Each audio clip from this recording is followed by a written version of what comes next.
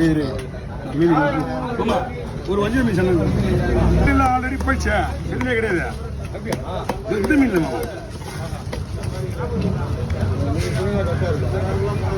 மீன்ல ஒன்றும் ஆகுது ஐஸு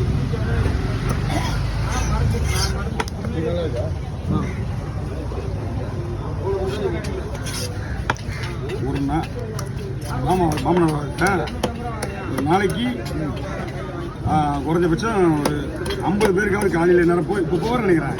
வாக்கிங் முடிச்சுட்டு நம்ம சமூக இது இருக்குல்ல காசோட பார்க்கு